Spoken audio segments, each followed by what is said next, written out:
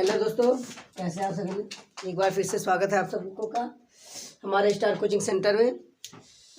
आज हम लोग पढ़ेंगे फ्यूचर टेंस। तो फ्यूचर टेंस क्या होता है इसके बारे में आज हम लोग पढ़ेंगे। तो फ्यूचर टेंस ऐसा काल होता है जो भविष्य काल में होने वाला होता है, यानी वह समय जो भविष्य काल में आने वाला होगा उसको ही फ्यूचर टेंस कहा जाता है। इसे हिंदी में इसलिए भविष्य काल कहते हैं। अब देखिए, भविष्य काल यानी एक होता फ्यूचर सिंपल। फ्यूचर जो सिंपल होता है उसी को इनडेफिनिट भी कहते हैं, यानी कोई काम हमारा फ्यूचर में यानी भविष्य काल में हो रहा होगा और वह अनिश्चित में होगा।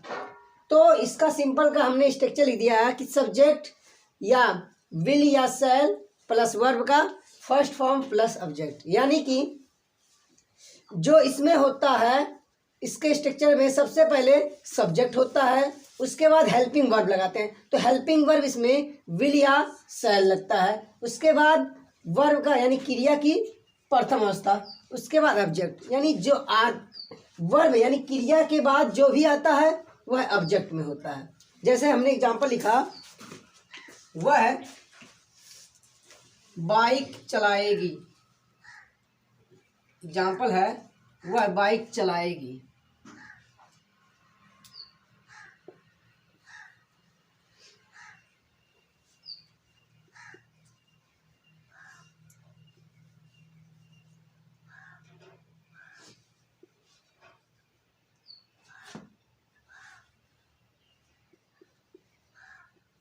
वह बाइक चलाएगी। तो सबसे पहले इसमें हम देखेंगे कि हमारा जो सब्जेक्ट है क्या है। सब्जेक्ट है वह, तो वह की इंग्लिश होता है सी, क्योंकि लड़की है तो इसीलिए सी लगेगा। सी के साथ विल लगेगा, सी विल।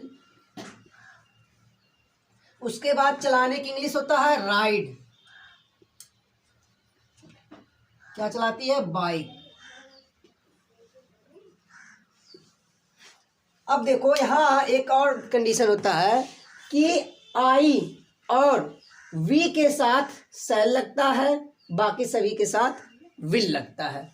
आई और वी के साथ शैल का प्रयोग करेंगे और सभी जो करता होगा यानी सब्जेक्ट जो होगा तो उसके साथ विल का प्रयोग करेंगे। अब देखो, यहाँ है वह बाइक चलाएगी तो सी विल राइड बाइक। और एक बात, यहाँ हमने राइड इसलिए लिखा क्योंकि यहाँ कभी भी ड्राइव नहीं लिखेंगे।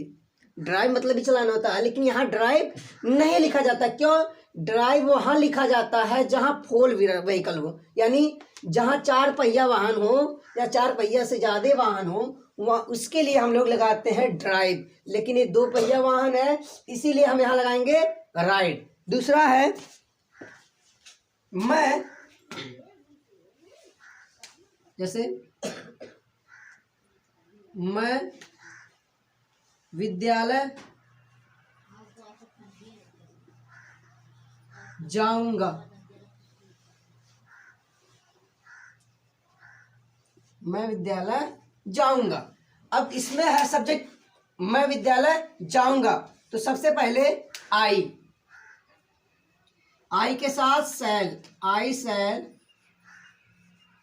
शैल गो टू स्कूल।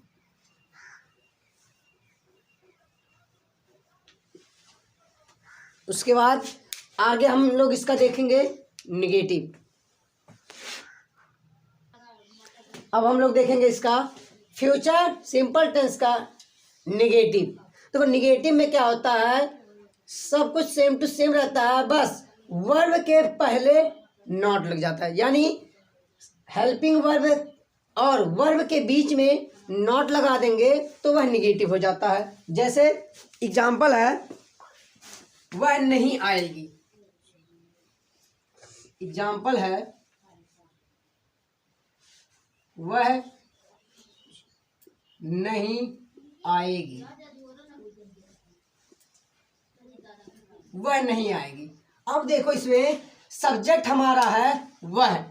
अब वह नहीं आएगी अगर होता वह नहीं आएगा, अगर होता तो बात लड़के की होती, लेकिन यहाँ आएगी है यानी बात लड़की की हो रही है, तो ही मिस वह होता है। लेकिन अगर लड़का होता तभी लिखते हैं, तो ये लड़की है, तो इसीलिए यहाँ लगेगा सी।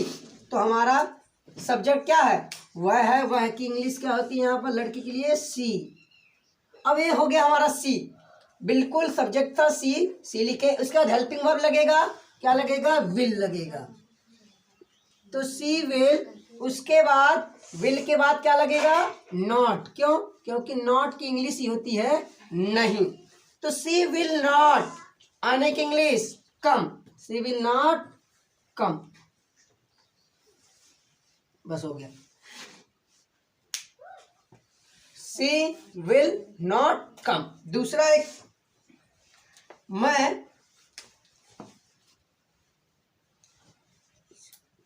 मैं अंग्रेजी नहीं लिखूंगा, मैं अंग्रेजी नहीं लिखूंगा।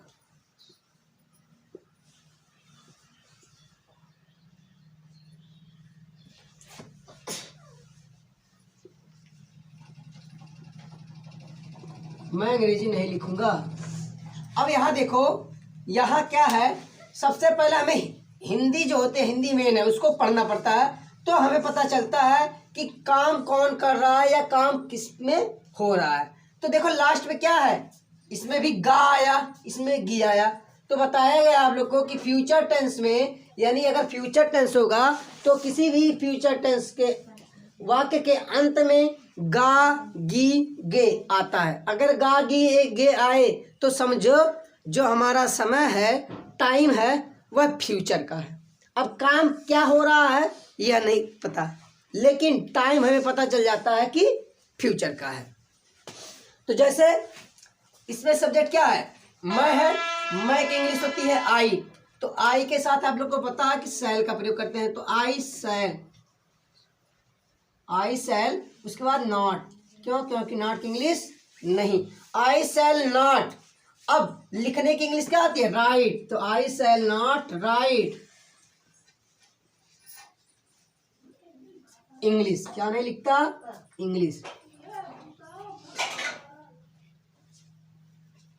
आई शैल नॉट राइट इंग्लिश, मैं अंग्रेजी नहीं लिखूंगा।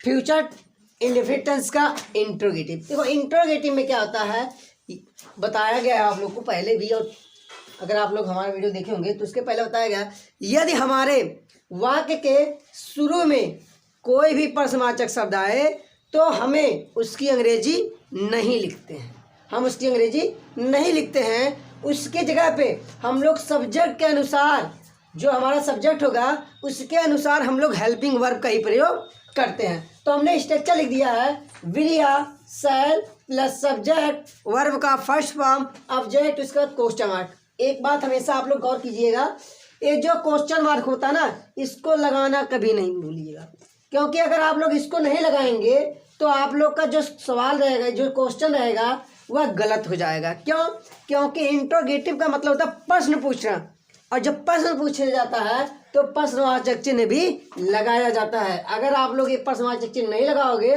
तो आप लोग का जो क्वेश्चन रहेगा या जो उसका आंसर रहेगा वह पूरी तरह से गलत माना जाएगा। अब इसकी मदद से हम लोग हेल्पिंग वर्ब की हो गया कि विल या शैल लगाएंगे, फिर सब्जेक्ट यानी कर्ता, और वर्ब माने क्रिया, और क्रिया के बाद जो बचेगा उसे ऑब्जेक्ट यानी अदर में लिखेंगे। तो एग्जाम्पल की मदद से हम और समझते हैं। एग्जाम्पल है, क्या वह आएगी, एग्जाम्पल है, क्या वह आएगी, आएगी, क्या वह आएगी। अब देखो इसमें क्या है, हमसे प्रश्न पूछा जा रहा है, और एक बात और इसमें होता है कि हमें जवाब सिर्फ एक वाक्य में ही देना होता है, या तो हम जवाब यस में देंगे या तो नो में देंगे, हाँ या नहीं में सिर्फ हमें, यही हमसे जब कोई क्वेश्चन, इसमें इंट्रोगेटिव के सिंपल में अगर कोई हमसे क्वेश्चन यानी प्रश्न पूछेगा तो उसका जवाब हम लोग सिर्फ हाँ या नहीं में देंगे, यानी एक ही वाक्य में उसका जवाब हम लोग देंगे। तो जिसका जवाब एक वाक्य में दिया जाता है वह इंट्रोगेटिव का सिंपल होता है, सिंपल होता है इंडेफिनिट का। यानी कि अब तो इसमें क्या है, जैसे हमने पूछा आपसे प्रश्न पूछा कि क्या वह आएगी, तो आप लोग यही कहोगे कि यस या नो, हाँ वह, हाँ या नहीं। यानी हाँ कहोगे तो आएगी, नहीं कहोगे तो नहीं आएगी। तो यानी जवाब सिर्फ एक ही वाक्य में दिए, हाँ या ना में। लेकिन अगर हमने यहाँ लिख दिया होता, अभी हम एक लिख देते हैं, उसके बाद आगे आप लोग को समझा देंगे। हमने कहा वह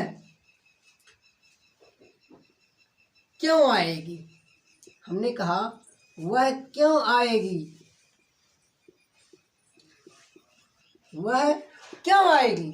तो इसका जवाब आप लोग एक वाक्य में नहीं दे सकते, यानी हाँ या ना में नहीं दे सकते। क्यों? क्योंकि हमने पूछा वह क्यों आएगी, यानी वह क्यों आएगी, क्यों का मतलब उसके बारे में तुमको पूरी तरह से रिप्रेजेंट करना होगा कि वह किस लिए आएगी, कैसे आएगी, क्यों आएगी यहाँ, तो उसके बारे में पूरा विस्तार रूप से बताना होता है। तो जब इसके बारे में हम लोग पूरा विस्तार रूप से बताते हैं तो उससे वह हो जाता है डबल इंट्रोगेटिव में, यानी डबल इंट्रोगेटिव में चला जाता है। लेकिन क्या वह आएगी, यह हमारा क्या है, सिंपल इंट्रोगेटिव है। तो अभी आगे इसको देखेंगे, तो हम इसको मिटा देते हैं और आगे देखते हैं, इसको बना लेते हैं। पहले क्या वह आएगी, तो सब्जेक्ट है वह। सबसे पहले मेन चीज है, हमें सब्जेक्ट ध्यान में रखना है कि कर्ता क्या है। अगर कर्ता मैं या वी रहेगा, यानी हम रहेगा, तो सेल लगेगा और बाकी सभी के साथ विल लगेगा। तो सब्जेक्ट है वह, आएगी, आएगी है यानी लड़का है तो सी लगेगा। तो सी, हमारा सी के बाद क्या लगेगा, सी के साथ विल लगेगा। लेकिन इसमें क्या है, इंट्रोगेटिव है, तो सबसे पहले विल लिखेंगे। क्या लिखेंगे, विल। तो लिख लेते हैं विल। विल के बाद सब्जेक्ट, सब्जेक्ट हमारा क्या है, वह की इंग्लिश सी, क्योंकि लड़की है सी। आने की इंग्लिश कम। बस हो गया, विल सी कम, क्या वह आएगी, विल सी कम। दूसरा है, एक दूसरा लिख देते हैं, क्या हम क्रिकेट, क्या हम क्रिकेट खेलेंगे,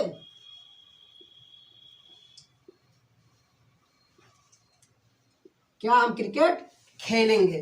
तो क्या हम क्रिकेट खेलेंगे, देखो इसमें भी जवाब यस या नो में आप दे सकते हैं। तो या तो हम जवाब यस में देंगे या नो में देंगे। तो अब इसको बना लेते हैं, क्या हम, तो यहाँ क्या सब्जेक्ट है हम की इंग्लिश होती है वी। तो आप लोग को बताया गया है कि वी के साथ सेल लगता है। तो सबसे पहले हम यहाँ लगाएंगे सेल, सेल वी। उसके बाद सेल वी हो गया। अब क्रिया क्या हो रहा, खेलना, तो प्ले द क्रिकेट।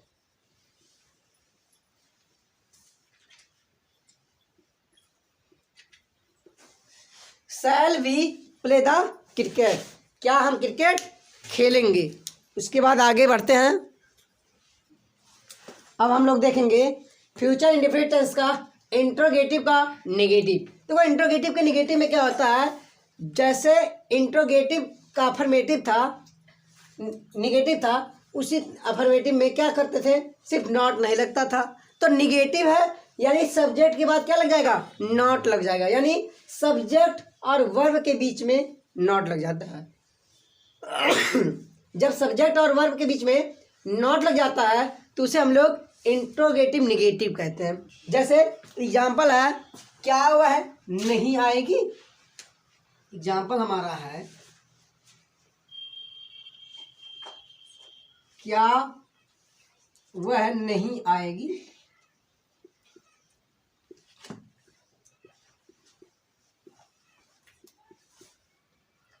इसके पहले क्या था, क्या वह आएगी था, उसके बाद हमने इसका निगेटिव कर दिया, क्या वह नहीं आएगी। तो जैसे था बिल्कुल सेम टू सेम वह है, और उसके पहले क्या है तो हेल्पिंग वर्ब लगाते हैं, तो हेल्पिंग वर्ब लगाएंगे विल। उसके बाद वह की इंग्लिश सी। अब क्या हो गया, सिर्फ नॉट, क्योंकि नहीं है तो नॉट की इंग्लिश क्या होती है, नहीं, तो नॉट। आने की इंग्लिश कम, COME, बस हो गया। Will see not come. दूसरा है, क्या मैं क्रिकेट नहीं खेलूंगा, क्या मैं क्रिकेट नहीं खेलूंगा।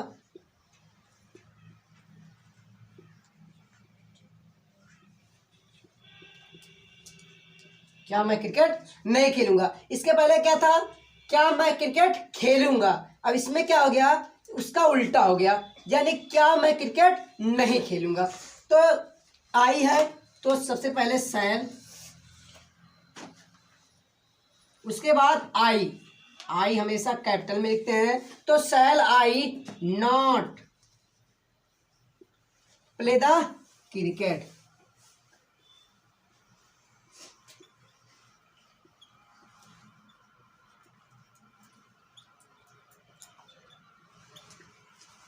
शैल I not play the cricket, बस हो गया। अब हम लोग देखेंगे फ्यूचर इंडेफिनिट टेंस का डबल इंट्रोगेटिव सेंटेंस। देखो डबल इंट्रोगेटिव सेंटेंस क्या होता है, WH फैमिली सबसे पहले लगाते हैं। सबसे पहले WH फैमिली, उसके बाद विल या शैल, उसके बाद सब्जेक्ट, फिर वर्ब का फर्स्ट फॉर्म, उसके बाद ऑब्जेक्ट। अब देखो इसमें क्या होता है, यानी WH फैमिली होते क्या है। WH फैमिली वह होता है जैसे कब, कहाँ, कैसे, क्यों, ये सब हमारे जो होते हैं इन्हें ही हम लोग WH फैमिली कहते हैं। आप लोग को इससे पहले बताया गया होगा कि यदि कोई भी प्रश्नवाचक शब्द हमारे वाक्य के बीच में आए तो सबसे पहले हम उसकी अंग्रेजी लिखते हैं, उसके बाद तो सबसे पहले उसकी अंग्रेजी लिखेंगे। तो देखो अंग्रेजी क्या है, एक एग्जाम्पल हम लिख देते हैं। एग्जाम्पल है, देखो हम लोग आ गए हैं फ्यूचर इंडेफिनिट टेंस के डबल इंट्रोगेटिव सेंटेंस में। अब देखो डबल इंट्रोगेटिव सेंटेंस में क्या होता है कि सबसे पहले WH फैमिली लगाते हैं, उसके बाद विल या शैल लगाएंगे, उसके बाद सब्जेक्ट, फिर वर्ब का फर्स्ट फॉर्म, उसके बाद ऑब्जेक्ट, फिर क्वेश्चन मार्क। देखो इसमें क्या होता था, इंट्रोगेटिव में क्या होता था कि यदि प्रश्नवाचक शब्द वाक्य के शुरू में आता था, यानी वाक्य के पहले आता था, तो हमें उसकी अंग्रेजी नहीं लिखते थे, उसके स्थान पे हम सब्जेक्ट के अनुसार कर जो हेल्पिंग वर्ब होता था उसको पहले लगाते थे। लेकिन डबल इंट्रोगेटिव में क्या होता है, इसका उल्टा हो जाता है। इसमें यदि हमारे वाक्य के बीच में कोई भी प्रश्नवाचक शब्द आता है तो सबसे पहले हमें उसकी अंग्रेजी लिखनी होती है, उसके बाद हेल्पिंग वर्ब लगाएंगे, उसके बाद सब्जेक्ट, फिर वर्ब यानी क्रिया की प्रथम अवस्था लगाएंगे, उसके बाद जो बचेगा वह यानी ऑब्जेक्ट में आएगा, फिर क्वेश्चन मार्क।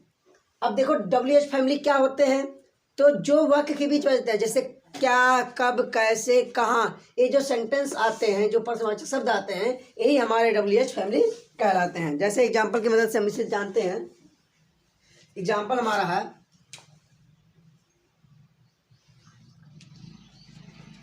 राम कब सोएगा, कब सोएगा।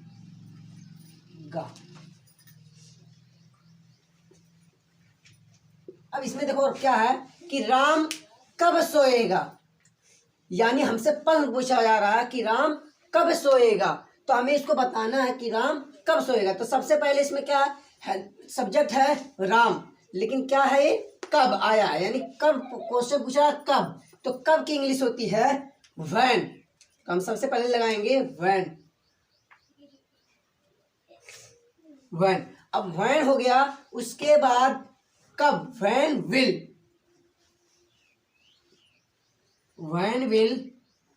राम, व्हेन विल राम, सोने की इंग्लिश क्या होती है, स्लीप, बस हो गया। When will Ram sleep, Ram कब सोएगा। उसके बाद दूसरा है, वे घर कैसे जाएंगे, कैसे जाएंगे,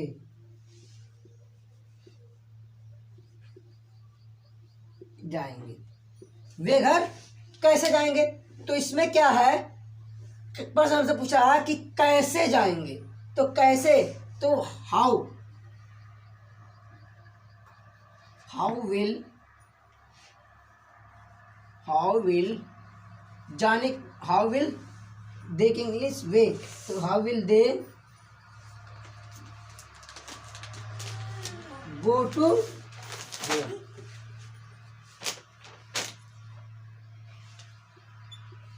how will they go to home, वे घर कैसे जाएंगे। आगे देखते हैं। अब हम लोग देखेंगे फ्यूचर इंडेफिनिट टेंस का डबल इंट्रोगेटिव का निगेटिव। तो डबल इंट्रोगेटिव के निगेटिव में क्या होता है कि इसमें नॉट लग जाता है। अब नॉट लग जाता है, सिर्फ नॉट लग जाएगा। जैसे वह है वहाँ क्यों नहीं जाएगा, तुम खाना क्यों नहीं खाओगे, हम घर कैसे नहीं जाएंगे। तो सिर्फ नॉट लग जाएगा, यानी सब्जेक्ट और वर्ब के बीच में नॉट लग जाता है। जैसे एग्जाम्पल हमने लिखा, मैंने लिखा है एग्जाम्पल, तुम हिंदी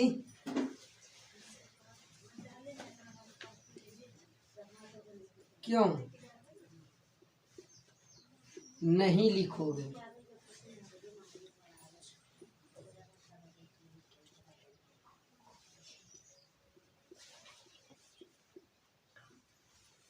लिखोगे, तुम हिंदी क्यों नहीं लिखोगे। तो इसमें क्या हमसे प्रश्न पूछ रहा है, क्यों नहीं लिखोगे। अब क्यों, तो क्यों की इंग्लिश क्या होती है, वाई। तो सबसे पहले क्या लिखेंगे, वाई, उसके बाद वाई के साथ तुम है तो यू यानी विल लगेगा। तो वाई विल यू नॉट, लिखने की इंग्लिश राइट, राइट हिंदी।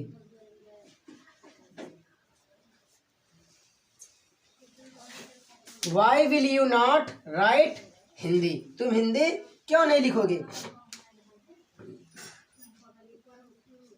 मैं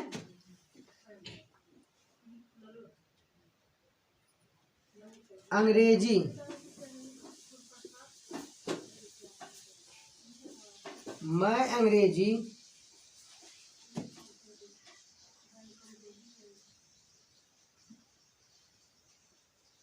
क्यों नहीं पढ़ाऊंगा।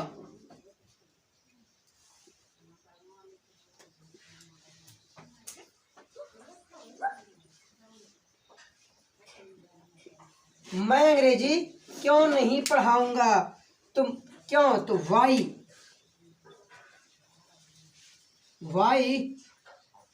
आई है तो सैल, वाई सैल आई। अब ये हो गया नॉट, क्योंकि नॉट मतलब नहीं, नॉट। अब पढ़ाने की क्या होती है इंग्लिश, मीनिंग टीच होता है। टीच क्या नहीं पढ़ाते, इंग्लिश।